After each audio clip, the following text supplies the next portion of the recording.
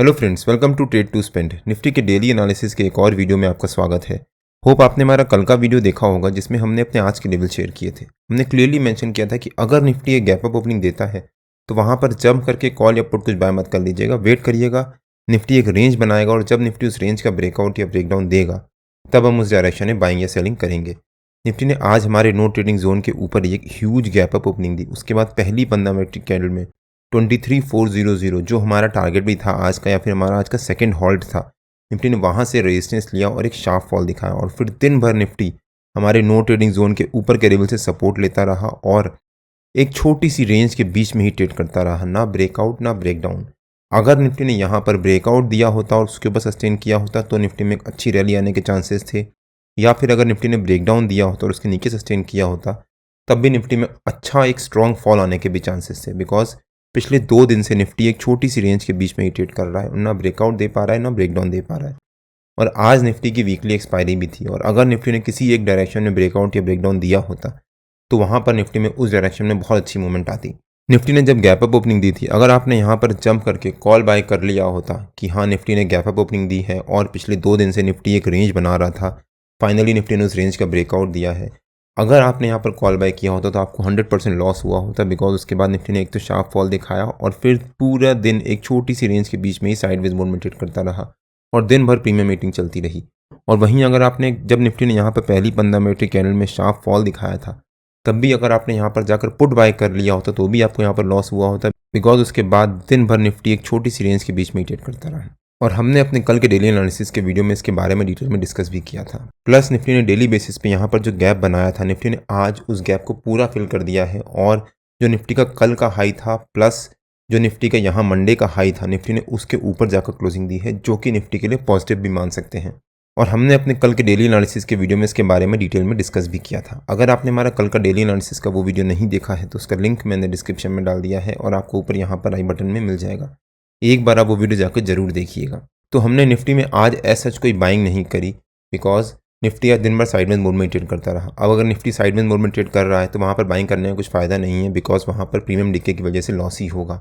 और almost same चीज़ bank Nifty में भी हुई। अगर हम बैंक निफ्टी का चार्ट देखें एक बार, बैंक निफ्टी ने भी आज हमारे नो ट्रेडिंग जोन के ऊपर ही एक गैप अप ओपनिंग दी। उसके बाद पहली 15 मिनट की कैंडल में बहुत अच्छी रिकवरी दिखाई और फिर दिन भर अपने 15 मिनट के चार्ट पे 200 EMA के लेवल के अराउंड ही ट्रेड करता रहा।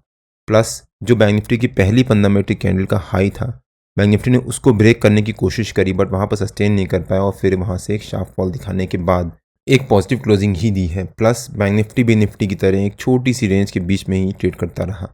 निफ्टी और बैंक निफ्टी दोनों ने ही हमारे नो ट्रेडिंग जोन के ऊपर एक गैप अप ओपनिंग दी थी और उसके बाद दिन भर हमारे नो ट्रेडिंग जोन के ऊपर ही एक साइडवेज मोड में ट्रेड करते रहे।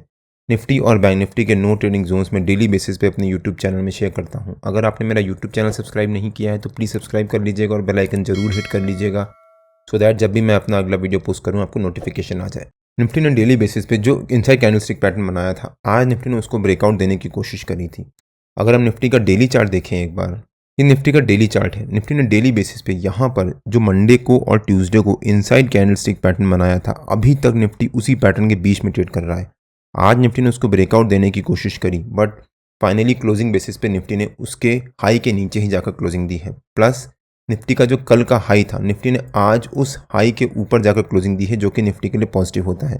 लेकिन अभी तक इस साल FIIs ऑलमोस्ट डेली बेसिस पे सेलिंग कर रहे हैं। सिर्फ 2 जनवरी को FIIs ने बाइंग करी थी और FIIs इस साल अभी तक, मतलब जनवरी में अभी तक FIIs करीब 40,000 करोड़ से ज़्यादा की सेलिंग कर चुके हैं। FIIs की सेलिंग से हमारी मार्केट में क्या इम्पैक्ट पड़ सकता है, आपको क्या लगता है, प्लीज़ कमेंट से बताइए। FIIs की सेलिंग से हमारी मार्केट में क्या इम्पैक्ट पड़ता है और वहाँ पर हमारी क्या स्ट्रैटेजी रहनी चाहिए, उसके बारे में मैंने एक डिटेल वीडियो बनाकर अपलोड कर दिया है। अगर आपने हमारा वो वीडियो नहीं देखा है तो उसका लिंक मैंने डिस्क्रिप्शन में डाल दिया है और आपको ऊपर यहाँ पर आई बटन में मिल जाएगा। आज निफ्टी ने बहुत अच्छी रिकवरी दिखाने के बाद क्लोजिंग दी थी, तो कल का दिन निफ्टी के लिए काफ़ी इंपॉर्टेंट हो जाता है और कल वीकली कैंडल का क्लोजर भी है। अगर हम निफ्टी के 15 मिनट के चार्ट पे आ जाते हैं और देखते हैं कि निफ्टी के कल के लेवल्स और मूवमेंट कैसी रह सकती है।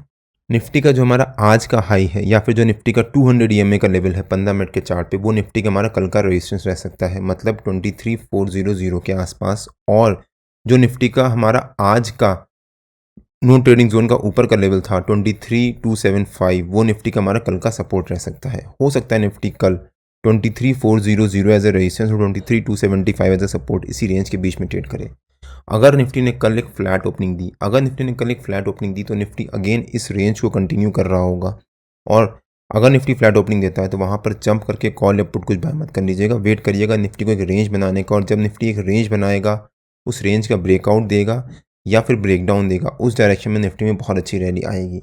मैं ऑलमोस्ट अपने हर एक वीडियो में कवर करता हूँ कि कोई भी स्टॉक या इंडेक्स जिसको आप ट्रैक कर रहे हो, अगर वो एक रैली दिखा रहा है या फिर वो साइड मोड में ट्रेड कर रहा है, तो वहाँ पर जंप करके बीच में कुछ भी बाय मत कर लीजिए, वेट करिए उसको एक रेंज बनाने का और उस रेंज का ब्रेकआउट या ब्रेकडाउन देने का। जब भी वो रेंज बनाकर कंसोलिडेट होता है और उसके बाद ब्रेकआउट या ब्रेकडाउन देता है, तब उस डायरेक्शन में एक शार्प मूवमेंट आने के चांसेस होते हैं। और हम कल भी, इनफैक्ट मैं ऑलमोस्ट डेली बेसिस पे उसी बारे में वेट करता हूँ और अपने हर एक वीडियो में डिस्कस भी करता हूँ। निफ्टी ने कल अगर एक फ्लैट ओपनिंग दी तो वहाँ पर निफ्टी एक रेंज बनाएगा, रेंज बनाने के बाद जब निफ्टी उस रेंज का ब्रेकआउट देगा, तब निफ्टी में एक अच्छी रैली आने के चांसेस हैं। अगर निफ्टी ने कल हमारी रेंज का ब्रेकआउट दिया या फिर हमारे रेजिस्टेंस का ब्रेकआउट दिया, तो 23,500 एक साइकोलॉजिकल लेवल भी है, वो निफ्टी का हमारा पहला हॉल्ट रह सकता है। और अगर निफ्टी उसको ब्रेक करता है तो निफ्टी में एक और 100-125 पॉइंट की रैली आ सकती है। बट अगर निफ्टी ने एक फ्लैट ओपनिंग देने के बाद एक रेंज बनाई और हमारे सपोर्ट को ब्रेक कर दिया और उसके नीचे सस्टेन किया, तो निफ्टी का हमारा नीचे का पहला हॉल्ट रह सकता है 23,150। अगर निफ्टी ने हमारे सपोर्ट को ब्रेक डाउन दिया तो निफ्टी में एक शार्प फॉल आने के चांसेस भी हैं। और अगर निफ्टी ने 23,150 को भी ब्रेक करके उसके नीचे सस्टेन कर गया, तो निफ्टी में जो निफ्टी का मंडे का लो था 23,040, वहाँ तक निफ्टी में एक शार्प फॉल आ सकता है। अगर निफ्टी ने इस कल हमारे सपोर्ट के नीचे एक गैप डाउन ओपनिंग ही दे दी, तब भी यहाँ पर जंप करके कॉल अप पुट की टाइम मत कर लीजिएगा, वेट करिएगा निफ्टी को एक वहाँ पर रेंज बनाने का या फिर सस्टेन करने का। अगर निफ्टी ने गैप डाउन ओपनिंग दी और वहाँ पर सस्टेन कर गया, तो निफ्टी में एक और शार्प फॉल आ सकता है। आज रिलायंस के रिजल्ट भी आए हैं, रिलायंस के रिजल्ट के बेसिस पे निफ्टी कैसे रिएक्ट करता है वो हमें कल पता चलेगा, तो उसके बेसिस पे निफ्टी में कल गैप डाउन या गैप अप ओपनिंग हो सकती है। जिस हिसाब से निफ्टी की कल की ओपनिंग होगी उसके बेसिस पे हम ट्रेड करेंगे। अगर निफ्टी ने कल गैप डाउन ओपनिंग दी, वहाँ सस्टेन कर गया, तो निफ्टी में एक शार्प फॉल आ सकता है। और अगर निफ्टी ने कल गैप अप ओपनिंग दी और वहाँ पर सस्टेन कर गया, तब निफ्टी में रिकवरी आने के चांसेस हैं। अदरवाइज अगर निफ्टी ने गैप अप ओपनिंग दी और वहाँ से फॉल दिखाने के बाद हमारी इसी जोन के बीच में आ गया, तो हो सकता है निफ्टी फिर साइडवेज मोड में ट्रेड करे। निफ्टी की कल की ओपनिंग पे काफ़ी कुछ डिपेंड करेगा, बिकॉज आज रिलायंस के रिजल्ट आए हैं और रिलायंस के रिजल्ट के बेसिस पे निफ्टी किस तरह से रिएक्ट करता है या फिर निफ्टी का रिएक्शन कैसा रहता है, गैप डाउन, गैप अप या फिर फ्लैट। अगर निफ्टी ने कल एक फ्लैट ओपनिंग दे दी, तब तो हमारे को एक अपॉर्चुनिटी मिल सकती है बाइंग करने की या सेलिंग करने की। लेकिन अगर निफ्टी ने एक गैप अप ओपनिंग दे दी, कल ह्यूज गैप अप ओपनिंग दे दी, तो वहाँ पर हम आराम से वेट करेंगे निफ्टी को एक रेंज बनाने का और उस रेंज का ब्रेकडाउन देने का। और वहीं अगर निफ्टी ने एक ह्यूज गैप डाउन ओपनिंग भी दे दी, तो वहाँ पर आधा घंटा वेट करेंगे। अगर निफ्टी ने गैप डाउन ओपनिंग दी और वहाँ पर सस्टेन कर गया, तो हमारा जो सपोर्ट है उसको रेजिस्टेंस मान के हम लोग वहाँ पर पुट बाई कर सकते हैं फॉर दिस टारगेट, मतलब 23,150 और 23,040 तक का टारगेट के लिए। निफ्टी और बैंक निफ्टी के जो भी लेवल्स होते हैं वो रेगुलर बेसिस पे मैं अपने फ्री टेलीग्राम चैनल में पोस्ट करता रहता हूँ। अगर आपने मेरा फ्री टेलीग्राम चैनल ज्वाइन नहीं किया है तो उसका लिंक मैंने डिस्क्रिप्शन में डाल दिया है, और आप मेरे को टेलीग्राम में ट्रेड टू स्पेंड नाम से मार्केट ज्वाइन कर सकते हैं। अगर आपको वीडियो अच्छा लगा हो तो please like, share and subscribe और बेल आइकन ज़रूर हिट कर लीजिएगा, सो दैट जब भी मैं अपना अगला वीडियो पोस्ट करूँ आपको नोटिफिकेशन आ जाए। कल मार्केट में मिलते हैं, टिल देन जय श्री राम एंड जय हिंद।